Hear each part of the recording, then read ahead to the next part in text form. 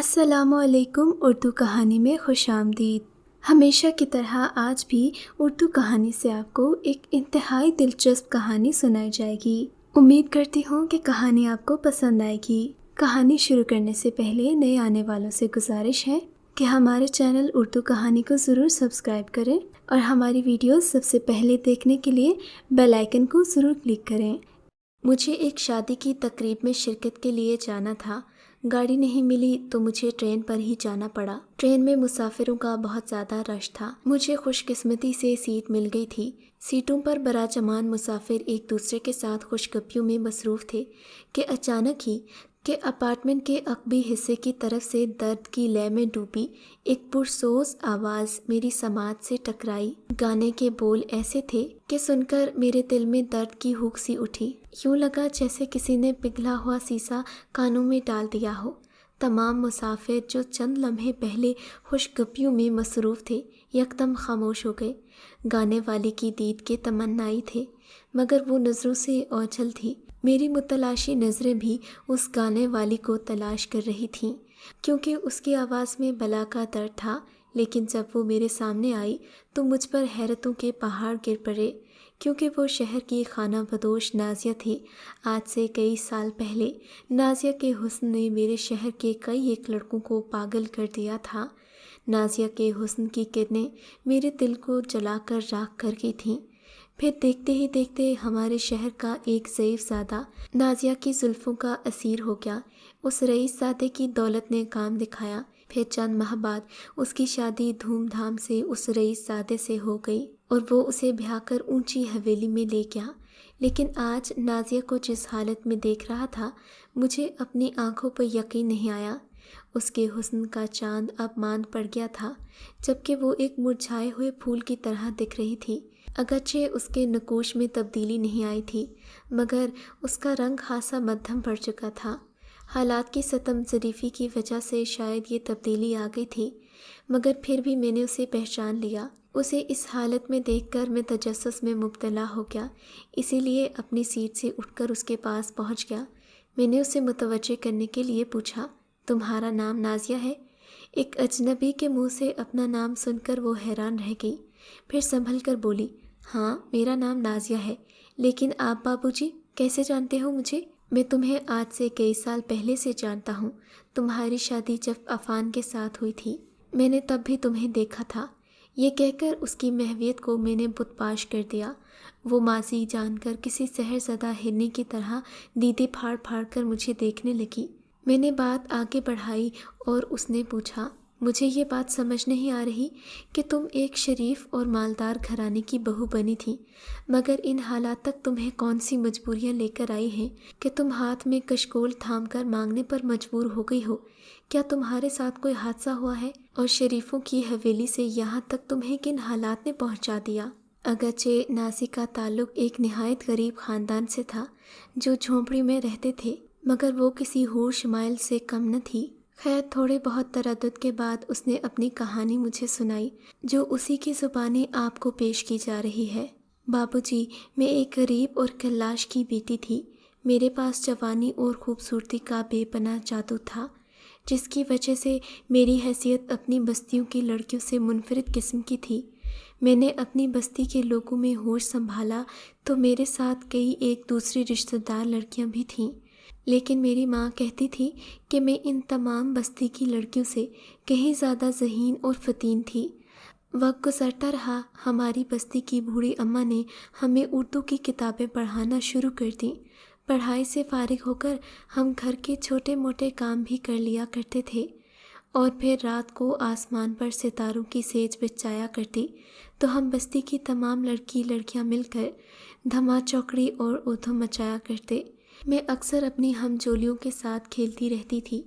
اسی کھیل کود میں میرا بچپن گزر گیا۔ میں اپنی تمام ہم عمر لڑکیوں سے زیادہ خوبصورت نکلی۔ خدا نے حسن کے ساتھ ساتھ مجھے صحت بھی دی تھی۔ میں ذہین اور حاضر جواب بھی تھی۔ موقع کی مناسبت سے خود ماہیے اور ٹپے بنا لیا کرتی۔ قدرت نے میرے گلے میں بلا کا سوز بھر دیا تھا۔ بستی کے تمام لوگ مجھے خوش بختی کی علامت سمجھتے، مجھے دل کی اتھاہ گہرائیوں سے چاہتے، لیکن بستی کا ایک نوجوان جمال میری چڑھتی جوانی کے سورج کو دیدے پھاڑ پھاڑ کر دیکھا کرتا تھا۔ وہ میرا پھوپھی زاد تھا، مگر میری خوبصورتی کا جلوہ دیکھ کر وہ میری راہ میں آنکھیں بچھا دیتا۔ یوں تو کئی ایرے غیرے میرے حسن کو دیکھ کر ٹھنڈی آہیں بھرتے، لیکن جمال کی دیوانگی کا تو عالم ہی عجیب تھا۔ میں نے کئی بار اسے برا بھلا بھی کہا، مگر وہ کمال ڈھٹائی سے کہتا، نازیہ تمہارا اور میرا خون کا رشتہ ہے، میرا دل تو تمہارے لیے بہت دھڑکتا ہے، میں تو تمہارے لیے تارے توڑ کر لا سکتا ہوں، مگر یہ کبھی برداشت نہیں کر پاؤں گا کہ تمہاری ڈولی کوئی اور لے کر آ جائے۔ خیر وہ اول فول کہتا رہتا اور میں اس کی منطق پر کھلکھلا کر ہنس پڑتی، وہ میری ہنسی پر خاموش ہو جایا کرتا۔ آج احساس ہوتا ہے کہ جمال کی محبت سچی تھی، مگر شاید میں اس سے محبت نہ کر سکی۔ جمال میری محبت حاصل کرنے کی خاطر تڑپتا رہا، بلکتا رہا۔ اچانک میری زندگی نے ایک نیا موڑ اختیار کر لیا۔ فرقت کے سائے سمٹے اور چاہت کے چراغ میری زندگی میں جل اٹھے۔ عفان سے میری پہلی ملاقات ہی اتنی سحر انگیز تھی کہ آج تک اس کا خمار میرے دل میں باقی ہے۔ پہلی ہی ملاقات میں اس کی آنکھوں میں میرے لیے محبت کی شمع روشن ہو گئیں، اور اس کے دل میں اپنے لیے اتنی چاہتیں دیکھ کر میں خوشی سے پاگل ہو گئی۔ میں دنیا کی تمام غم بھول کر اس کی محبت کی رعنائیوں میں ڈوب گئی۔ ہر نوجوان لڑکی کی طرح میں نے جوانی کے خمار میں ڈوب کر جو سپنے دیکھے تھے، مجھے ان کی تعبیر عفان میں مل رہی تھی۔ اس کی محبت پا کر میرے اندر خود اعتمادی اور نیا پن آ گیا۔ اس سے پہلے جو ایرے غیرے مجھے دیکھ کر ٹھنڈی آہیں بھرتے تھے، عفان علی کا نام میرے ساتھ سن کر خود بخود میرے راستے سے ہٹ گئے، کیونکہ اس کا باپ بہت پیسے والا تھا۔ شہر میں ان لوگوں کا اثر و رسوخ بھی بہت زیادہ تھا۔ یوں بھی پیسہ انسان کا ہر عیب چھپا دیتا ہے۔ شباب کے میدان میں قدم رکھتے ہی گویا زندگی کی جھیل میں ارتعاش پیدا ہو گیا۔ میرے حسن کے سامنے ہم جولیوں کے حسن کے سارے چراغ مدھم پڑنے لگے۔ لڑکیاں میری قسمت پر رشک کرتی تھیں، اور مجھے بھی اپنی قسمت پر ناز تھا، اور پھر میں نے بھی اپنا سب کچھ عفان پر قربان کر دیا۔ کئی دنوں تک ہماری ملاقاتیں جاری رہیں، حالانکہ میں کئی بار عفان سے کہہ چکی تھی کہ میں ایک غریب لڑکی ہوں، میرے پاس دنیا داری کی کوئی چیز نہیں، کل کو اگر میرے حسن کا سورج غروب ہو گیا تو تم مجھے ٹھکرا تو نہیں دو گے۔ مگر ہر بار عفان علی نے مجھے اپنی بے لوث محبتوں کا یقین دلایا۔ اس کی ایسی دلربا قسم کی باتیں سن کر میں دل ہی دل میں اس پر قربان ہو جایا کرتی تھی۔ اس کی محبت بھی کچی نہیں تھی، وہ واقعی مجھ سے محبت کرتا تھا۔ عفان علی نے جب میرے بابا سے رشتے کی بات طے کی تو ہماری بستی کے کئی ایک لوگ طرح طرح کی باتیں بنانے لگے، جن میں سب سے آگے جمال ہوتا، مگر میں قیاس کرتی تھی کہ وہ رقابت کی آگ میں جل کر ایسا کچھ کر رہا ہے۔ اس بات کا اندازہ تو عفان کو بھی تھا کہ لوگ مجھ سے چلتے ہیں، لہٰذا نہ ہی اس نے نہ ہی میں نے ان باتوں کی پرواہ کی۔ ہماری شادی کا دن مقرر ہونے کے بعد ہماری ملاقاتوں کا سلسلہ بند ہو گیا۔ ویسے بھی اب میں باہر کم نکلتی۔ آخر وہ دن بھی آ گیا جب میں سمٹی سمٹائی سہیلیوں کے جھرمٹ میں سجی دلہن بنی بیٹھی تھی۔ میری سہیلیاں مجھے رشک بھری نگاہوں سے دیکھ رہی تھیں، اور میں اپنے خیالوں میں کھوئی ہوئی تھی۔ تبھی ایک سہیلی نے آ کر بتایا کہ بارات آ گئی ہے۔ میرا دل تو مچل اٹھا۔ خیر نکاح کے بعد حسب توفیق بارات کو کھانا کھلایا گیا۔ پھر رخصتی کا وہ لمحہ آن پہنچا جب میں بابا کے کشادہ سینے سے چمٹ کر رو رہی تھی۔ حالانکہ اس وقت مجھے خوش ہونا چاہیے تھا، مگر میری آنکھوں سے آنسو کی جھڑی لگ گئی تھی، جسے دیکھ کر سبھی اداس ہو گئے۔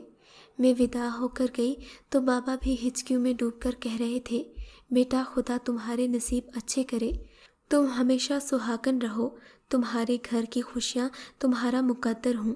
خیر اس کے بعد عفان کی کسی رشتہ دار عورت نے مجھے بابا سے الگ کر کے گاڑی میں بٹھایا۔ میں سہیلیوں اور بابا کی جھونپڑی کو چھوڑ کر عفان کی حویلی میں آ گئی۔ میں پیا کے گھر آ کر بہت خوش تھی۔ مجھے لگتا تھا زمانے بھر کی خوشیاں مجھے مل گئی ہیں۔ عفان بھی میرا بہت خیال رکھتا، لیکن اس کے ساتھ دوسرے گھر والوں کا رویہ واجبی سا تھا۔ میں نے ان لوگوں کی پرواہ نہیں کی، کیونکہ عفان میری چاہتوں میں دیوانہ تھا، مجھے اس کے سوا کسی کی پرواہ نہیں تھی۔ مگر میری شادی کے 3 سال بعد بھی میرے گھر والوں کے رویے میں بالکل تبدیلی نہ آئی۔ میری بدقسمتی یہ بھی تھی کہ میں ماں نہیں بن سکی۔ شادی کے 3 سال بعد بھی میری گود خالی رہی۔ میرے سسرال والے خصوصاً نندیں مجھے باندھ سمجھ کر بات بات پر طعنہ دینے لگیں۔ ان کی کڑوی باتیں سن کر بھی میں خاموش رہتی، کیونکہ میرا تعلق غریب خاندان سے تھا۔ اگر میں ان لوگوں کی ہم بہل ہوتی تو ضرور ان کی باتوں کا جواب دیتی۔ میرا تو غریب ہونا ہی میرے لیے عذاب بن گیا۔ میری تقدیر کے مالک نے یہ سب کچھ میری قسمت میں ہی لکھ دیا تھا، کیونکہ میری کوکھ بنجر تھی، پھر میری گود کیسے ہری ہو جاتی۔ میں نے کیسے کیسے سپنے دیکھے تھے، مگر اب تو مجھے نفرتوں کا سامنا تھا۔ سسرال والوں کے طعنوں کے آگے میں بے بس ہو گئی تھی۔ کبھی کبھی تو چھپ چھپ کر روتی تھی۔ مجھے یوں لگتا تھا میری ساری خوشیاں دھیرے دھیرے مجھ سے چھن جائیں گی۔ شوہر کی جدائی کا خوف ہر وقت مجھے ستاتا رہتا تھا۔ آج سوچتی ہوں میری دکھ جھیلنے کی وہ عمر ہی کون سی تھی۔ 14 سال کی عمر میں جب بچیاں گڑیوں سے کھیلتی ہیں، مجھے یہ فکر تھی کہ اگر میں ماں نہ بن پائی تو کیا ہوگا۔ گھر والوں کا رویہ اب برے سے برا ہوتا جا رہا تھا۔ عفان بھی مجھ سے کھچا کھچا رہنے لگا۔ ایک سسر صاحب تھے جن کی عنایتیں مجھ پر کچھ زیادہ ہی ہو رہی تھیں۔ انہیں دیکھ کر میں کبھی کبھی خوفزدہ بھی ہو جاتی۔ میں جس کی محبت کی متلاشی تھی وہ مجھ سے محبت نہیں کرتا تھا، اور جس سے دور بھاگتی تھی اس کی آنکھوں میں میرے لیے بے شمار جذبات ہوتے تھے۔ اس وقت میں بچی تھی، یہ نہیں جان پائی کہ میری سسر کی نگاہوں کا مطلب کیا ہے۔ بستی کے باقی بھنوروں کی طرح میرا سسر بھی شاید میرے حسن سے قائل ہو گیا تھا، مگر گھر میں کوئی سکندر حیات صاحب کے خلاف بات بھی نہیں کرتا تھا، سو میں نے اپنے شوہر سے کوئی شکایت نہ کی، چپ چاپ ان کی نگاہوں کی تپش کو سہتی رہی۔ پہلے وہ مجھے خاموش نگاہوں سے دیکھتے تھے، مگر اب جب کبھی میں اکیلی ہوتی تو مجھ سے عجیب عجیب باتیں کرتے، کبھی میرے حسن کی تعریف کرتے اور کبھی میرے شوہر کی برائیاں کرتے۔ کہتے تھے اس کے پاس کچھ نہیں ہے، میں تمہیں اتنی خوشیاں دے سکتا ہوں جس کا تم نے تصور بھی نہیں کیا ہوگا۔ میں ان کی باتیں سن کر ہی کانپ جاتی تھی۔ باتوں کی حد تک تو خیر تھی۔ ایک دن جب میرے سبھی سسرال والے کسی رشتہ دار کی شادی میں گئے، میرے سسر نے مجھے تنہا پا کر مجھے لوٹ لیا۔ میں کہیں کی نہ رہی، مگر اس بات کا کسی سے ذکر نہیں کیا، کیونکہ میں اپنی ہستی بستی زندگی کو اجاڑنا نہیں چاہتی تھی۔ اس واقعے کے 3 ماہ بعد میں امید سے ہو گئی۔ پوری حویلی میں خوشیاں منائی گئیں اور پھر بیٹے کی پیدائش پر باقاعدہ جشن کا انعقاد کیا گیا۔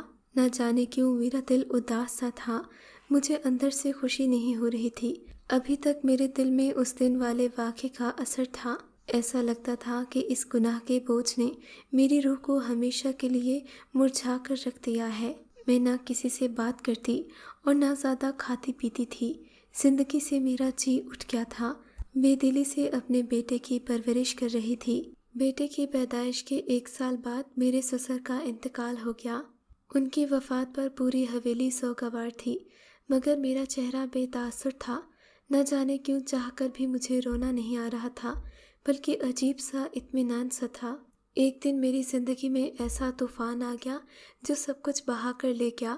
میں اپنے کمرے میں اپنے بیٹے کے پاس بیٹھی تھی کہ میرا شوہر دندناتا ہوا کمرے میں داخل ہوا۔ اس کے ہاتھ میں ایک کاغذ تھا جس سے وہ میڈیکل رپورٹ کہہ رہا تھا۔ اس کے مطابق وہ کبھی باپ نہیں بن سکتا تھا۔ اس نے مجھے بالوں سے پکڑ کر مارنا شروع کر دیا۔ میں لاکھ چلاتی چیختی رہی، مگر کسی نے میری پرواہ نہیں کی۔ عفان مجھ سے بے حد محبت کرتا تھا۔ میں یہ بھی جانتی تھی کہ وہ مجھ پر اعتبار کرتا ہے، مگر یہ بات ہی ایسی تھی کہ اس کے اعتبار کو ٹھیس پہنچی تھی۔ بالآخر میں نے بھی اپنے لب پہلی بار کھول دیے اور الف سے لے کر یہ تک اسے ساری کہانی سنا دی۔ میرے لبوں سے ایک ایک لفظ نکلتا تو اس کے چہرے کا رنگ زرد پڑتا جاتا۔ وہ گمسم سا ہو گیا، نہ ہی اس نے مجھ سے کوئی سوال کیا، نہ مزید کوئی بات پوچھی۔ اس کے بعد میرا غم تو ہلکا ہو گیا، مگر میرا شوہر ہر وقت گمسم خلاؤں میں گھورتا رہتا تھا۔ اکثر جب میری آنکھ کھلتی تو وہ سجدے میں بیٹھا رو رہا ہوتا۔ شاید وہ اپنے باپ کی مغفرت کی دعا مانگتا تھا۔ ہم دونوں کے درمیان خاموشی کی ایک دیوار حائل ہو گئی تھی جسے چاہ کر بھی میں توڑ نہیں پاتی تھی۔ ایک دن تہجد کے وقت میری آنکھ کھلی، میرے دل میں عجیب سی گھبراہٹ ہو رہی تھی۔ عفان کو ڈھونڈا تو وہ بستر پر نہیں تھے، نیچے نظر دوڑائی تو وہ نماز پڑھ رہے تھے۔ میں ان کے سجدے سے اٹھنے کا انتظار کرتی رہی، مگر ان کا سجدہ لمبا ہی ہوتا گیا۔ میں بیڈ سے اتر کر ان کے پاس گئی اور ان کا کاندھا ہلایا، مگر پھر بھی جب انہوں نے جواب نہ دیا تو میں ڈر سی گئی۔ انہیں بار بار جھنجھوڑنے پر پتہ چلا کہ وہ اس غم میں دنیا سے ہی رخصت ہو چکے ہیں۔ میری تو دنیا ہی لٹ گئی تھی۔ میرا اس دنیا میں عفان کے سوا اور تھا ہی کون؟ وہ میرا واحد سہارا تھا جو قدرت نے آج مجھ سے چھین لیا تھا، اور عفان کے جانے کے بعد میں واقعی بے سہارا ہو گئی۔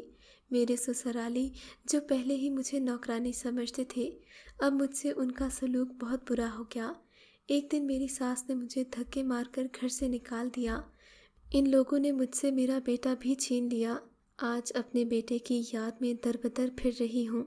کاش کوئی مجھے اسے ایک بار ملوا دے تو میں دنیا کے سب غم بھول جاؤں گی۔ یہ کہہ کر نازی رونے لگی۔ اس کی آنکھوں سے آنسو رواں ہو گئے۔ اس کی یہ حالت میں دیکھ نہ پایا، سو اسے خدا حافظ کہہ کر میں اپنی سیٹ پر آ گیا، جہاں میں چپکے چپکے سے اپنے آنسو پونچھنے لگا۔ نازی کی کہانی سن کر میں بھی رو پڑا تھا۔ اللہ سے دعا ہے کہ وہ جہاں بھی رہے خوش رہے۔ اگر آپ کو یہ کہانی اچھی لگی ہے تو اس ویڈیو کو لائک کیجیے اور اس طرح کی مزید ویڈیوز دیکھنے کے لیے ہمارے چینل کو سبسکرائب کیجیے۔